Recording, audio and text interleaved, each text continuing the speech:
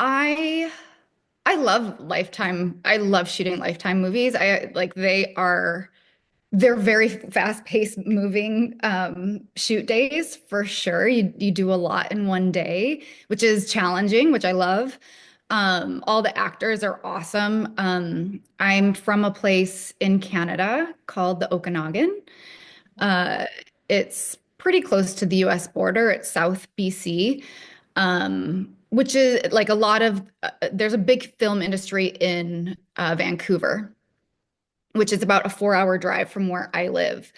But the film industry is coming this way, which is really exciting.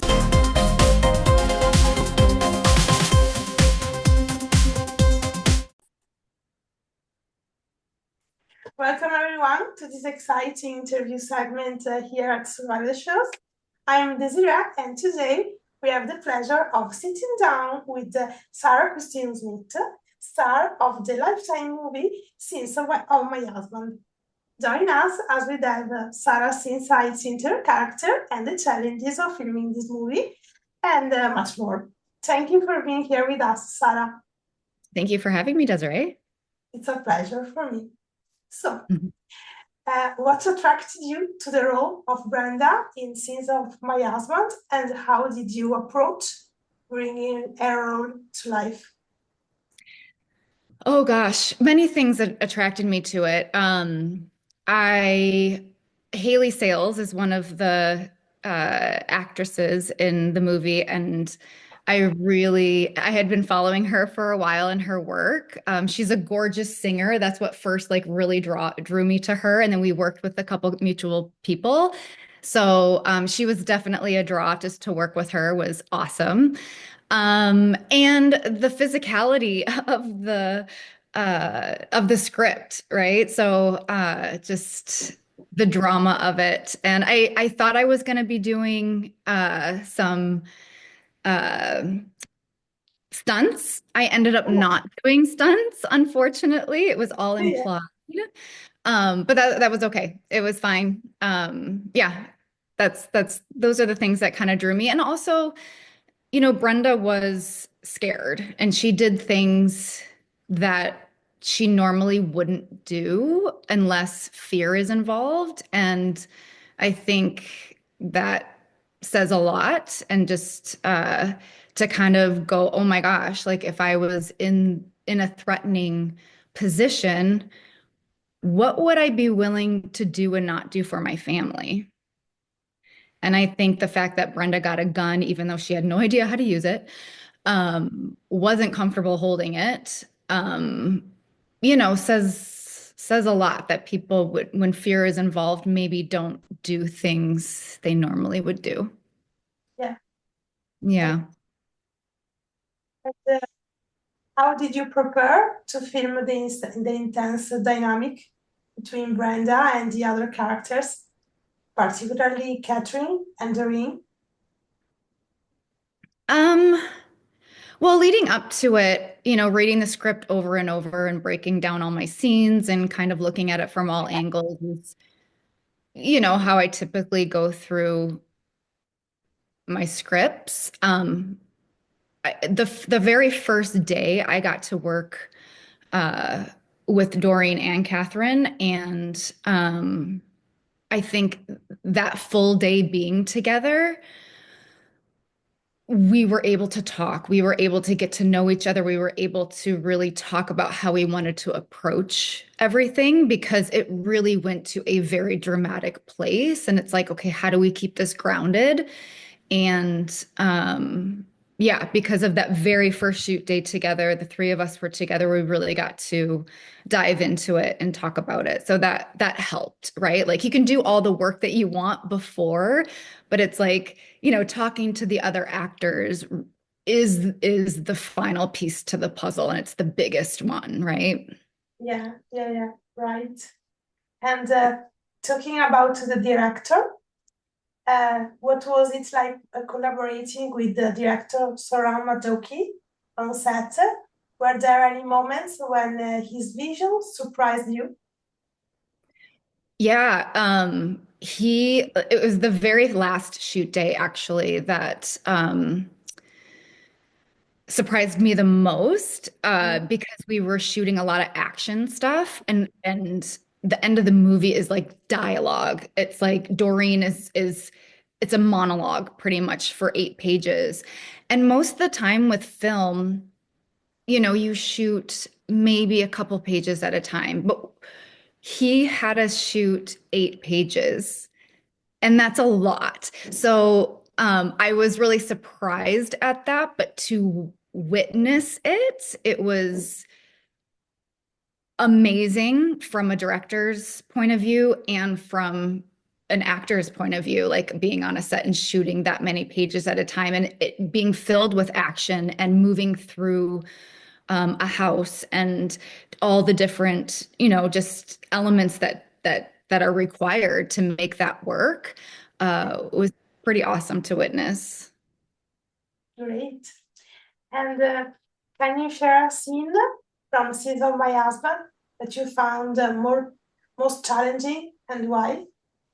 Probably that one that I just talked about because there Oh, was action, there was 8 pages, there was camera movements, there was um yeah, it was a lot. It was probably the most challenging, but sometimes most of the time things that are the most challenging are the most rewarding afterwards and the most exciting. So, yeah. great. And how did you build chemistry with co-stars Hayley Sales, Catherine, and Alaina Hoffman, Doreen? Any favorite behind-the-scenes memories? Yeah, for sure. We were shooting in the diner and um Elena and I both have kids. So we were just kind of telling each other stories about our kids and making each other smile and laugh and, just glowing being moms. Yeah. Yeah, that was pretty awesome. Yeah, amazing. Yeah. And so Lifetime Originals have a passionate fan base. What does it mean to you to be part of a Lifetime premiere like this? And we can say, how is your relationship with fan base? My relationship with my fan base, is that what you Fans, said? Okay. fans. Yeah. I love Lifetime. I love shooting Lifetime movies. They're very fast-paced moving shoot days for sure. You do a lot in one day, which is challenging, which I love. All the actors are awesome. I'm from a place in Canada called the Okanagan.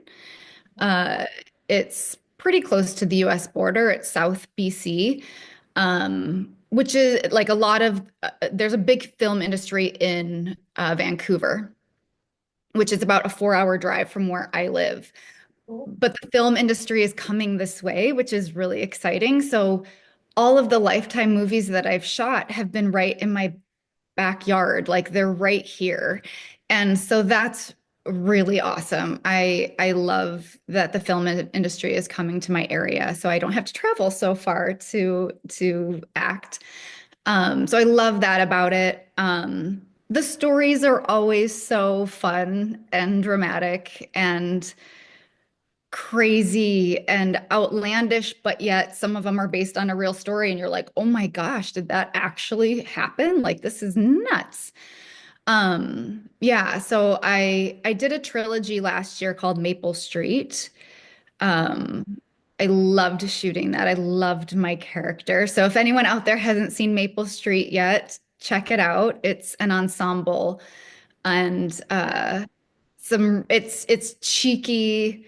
There's some humor. Yeah, I play Betsy. She's awesome. I love Betsy. And then I did this one, and then I did Swept Under the Rug, which I don't know if that's premiered yet. So I think that might be coming out. I'm not sure. And a lot of the movies have a working title when we're shooting, and then when they come out, they have a different Yeah. title. So it's like, oh, that's the movie that I was, like, oh, weird. So like this I wrote it down. What was the working title of this one? Oh, Abducted Innocence was the working title for, yeah. Different.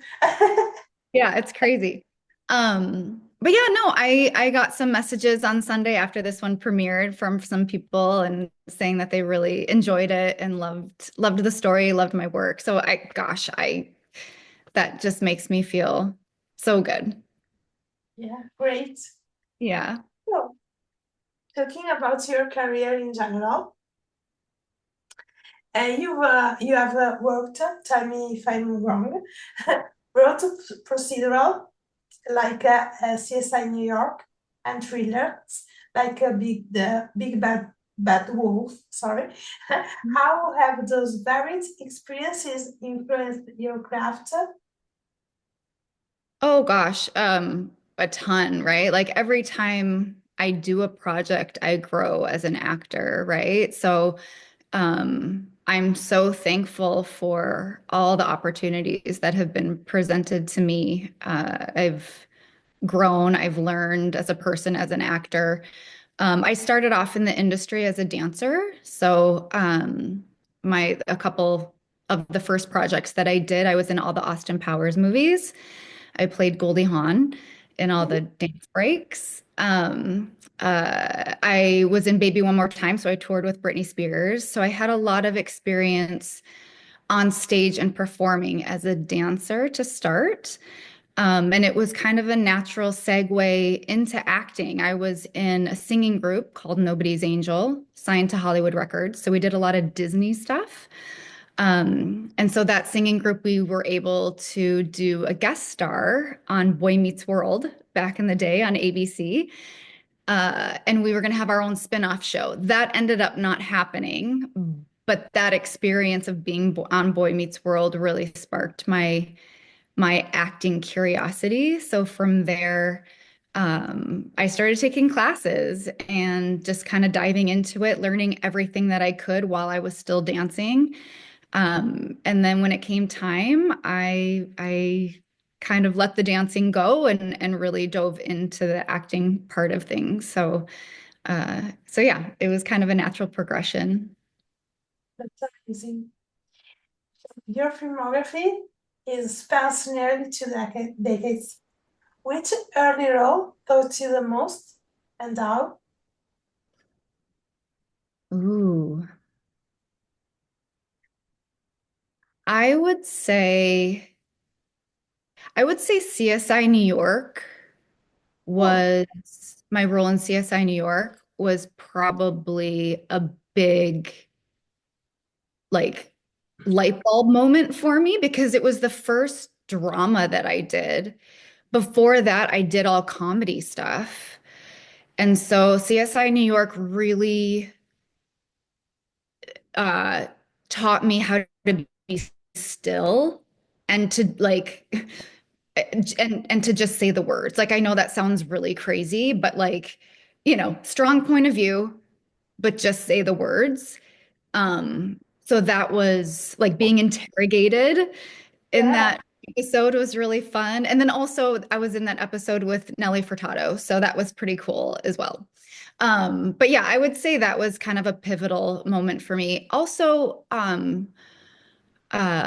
Studio 60 on the Sunset Strip, yeah. that working, oh my gosh, working with that cast and Aaron Sorkin, um, that was amazing. Like that was such a big budget show that it was crazy. Yeah. Um, yeah, that was probably a huge moment as well. Thinking Ooh, about sorry, you're back. I just lost your audio for a second. That was weird. in last year, you portrayed Janet in another Lifetime movie, The Last Thing She Said. How did that role differ from playing Brenda? Oh, you know what? They're actually very similar. Um, okay, but differences. Okay. Yeah. Differences. I was on Doreen's side in Sins of My Husband. Like I was on her side. I would do anything for my best friend. She is my everything because I don't have a family. Brenda doesn't have a family of her own, so Doreen is her family. Yeah. Whereas Janet is kind of a lone wolf. She sticks up for herself just as Brenda does, but she kind of sees everything and isn't codependent. She calls people out and uh yeah, she isn't on the lead of the movie is not her friend. She's watching out for her and she gives her advice and some heads up, but she's not coddling her at all. Yeah. Great. Yeah. And talking about your career in general again, what inspired you to transition from dance-focused roles to more psychologically complex characters? Yeah, like I said before, it was kind of a natural progression going from a dancer to an actor. And the more I learned, the more intrigued I was with acting and just the study of people's behaviors was awesome. Another thing that I think I was really fortunate for is I was really in tune with my body already, being a dancer. Yeah, So being in acting classes and the physicality that's involved in acting, whether it be a big physical thing or not, like I kind of already had that under my belt and it was comfortable in my own skin in that way. So that felt really good and natural. Yeah. yeah.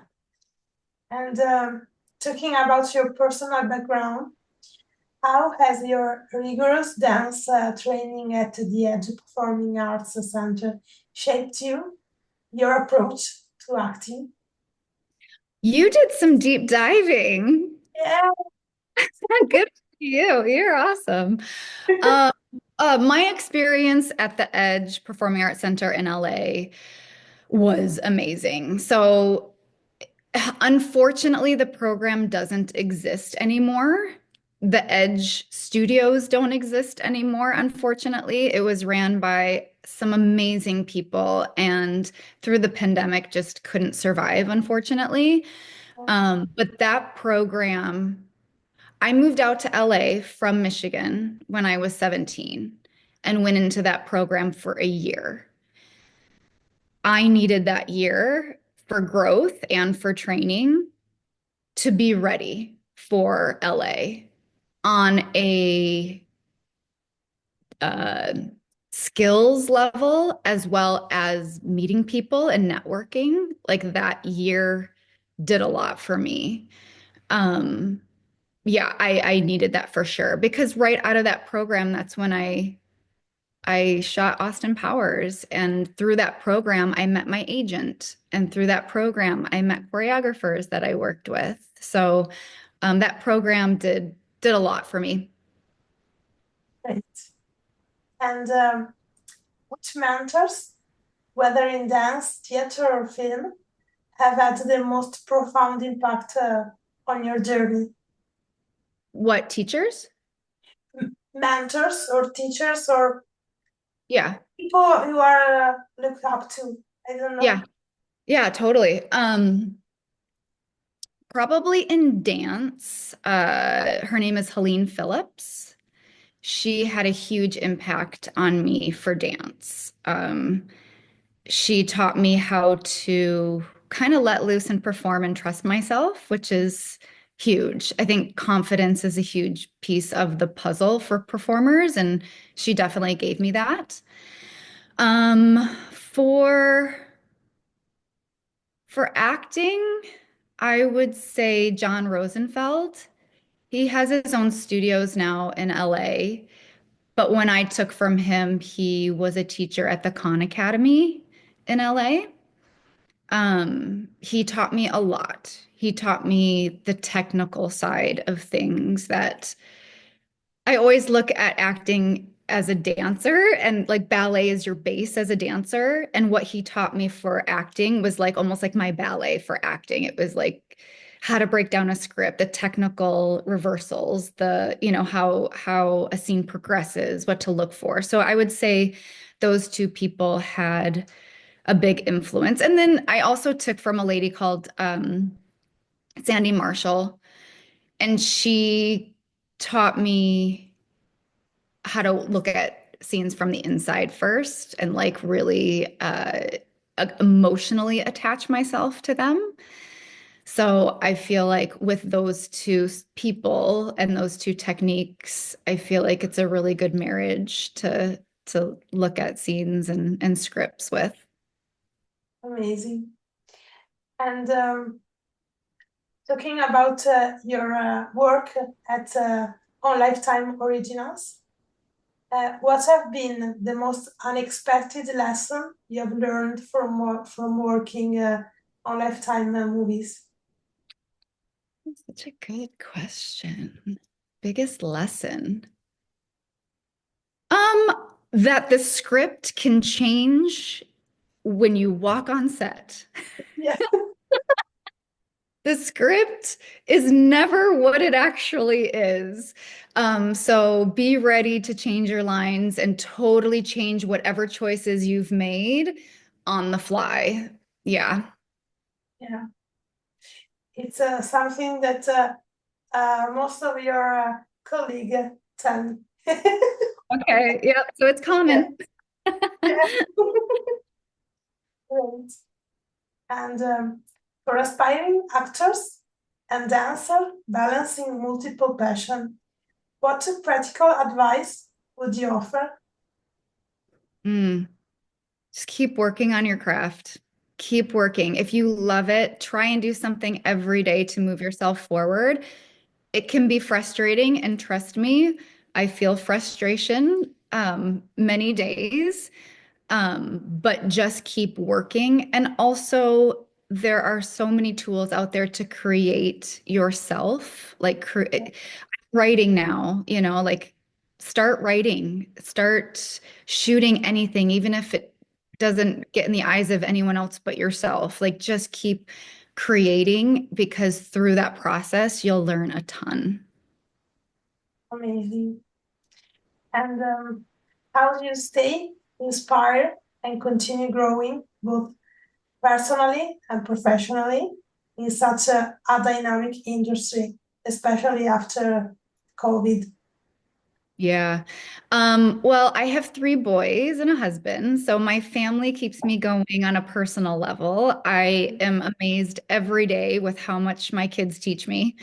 I am so thankful. It's awesome. I never expected that to be like my number one love of having kids, that they teach me a bunch of stuff, but they sure do, and I love it.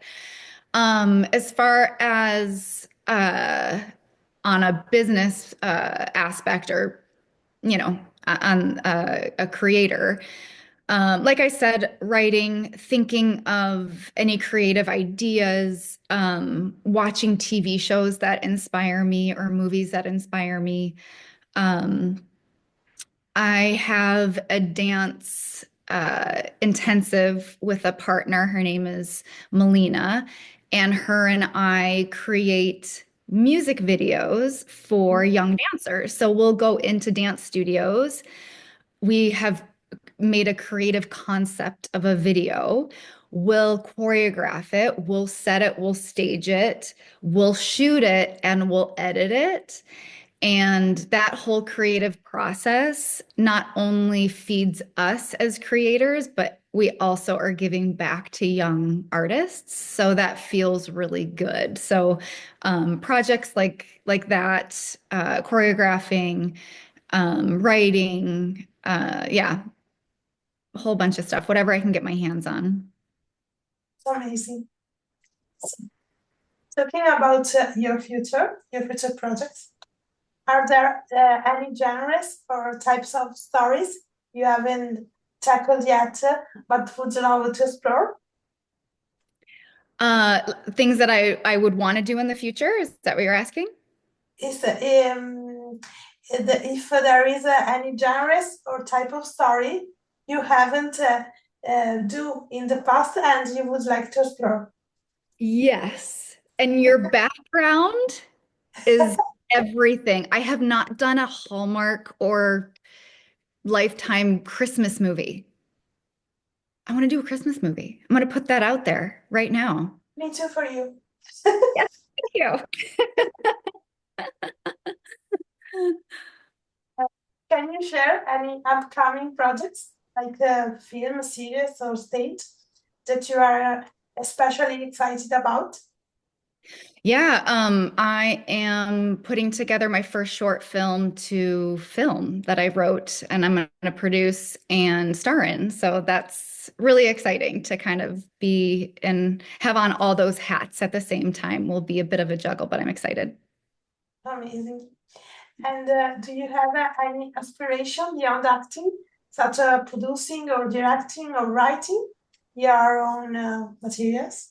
Yes, like I said, I'm going to be doing all of that with this short film. So I'm nervous, but also really excited. I know I'll learn a lot. Amazing. Can you tell us a little bit without spoilers? What about this short? Yeah, it's about a young girl who gets in an accident and comes out the other end beautiful, more beautiful than before, physically and mentally. Like it's a mental, um, she goes through a bunch of mental gymnastics. She's in a coma, and through that coma, she heals herself. Great. I need a better tagline than that, or a better elevator pitch than that. I need to work on that. But that's the gist of it. Yeah, it's amazing. Yeah, it's called Awakened. The weekend? Awakened. Yeah. Yeah, great. And would you like to write any long feature in the future of your I've own? I have written one. It will probably never see the light of day. But that's okay. I was so proud to have written a whole feature film. I love the concept. It's great. Maybe one day I'll dig into it and actually do something with it. But yeah, I've done it and hopefully I'll do it again. I have an idea for actually a series, like a web series that I'd love to do. So yeah. What genre? Um, a dramedy. Oh, Yeah. I like it. Yeah, every episode's going to be very different, but in the same setting. Kind of a crazy concept, but Yeah, yeah. we will know more in the future. So, the last question for today. How do you envision the next 5 years of your career and there are specific goals you have set for yourself? Wow, you are getting deep right now. Um, but, um, I would love to do a Christmas movie, MOW. We've already put that out there for sure. My short film definitely happening within the next 5 years. I do, I would love, I've never been a series regular or reoccurring on a TV show. I would love that. So that would probably be my number one goal of that's a star high up in the sky that I'm reaching for sure. Yeah. Amazing. And would you like to do a drama, comedy show? Or I'll take either, but I feel like a comedy would be really, really fun. And I yes, love doing physical comedy. I love dry comedy. I just love. Have you watched White Lotus? yes, It's yes. so quirky and so off and fabulous. Yeah. Yeah, yeah. Understand. I agree. This is it. Make sure, all of you, to go to Scenes of My Husband on Lifetime platform. And thank you, Sarah, to join us today. Thank you for having me, Desiree. That was fun. It was a pleasure for me and really fun. Great. And thank you all for watching. Bye.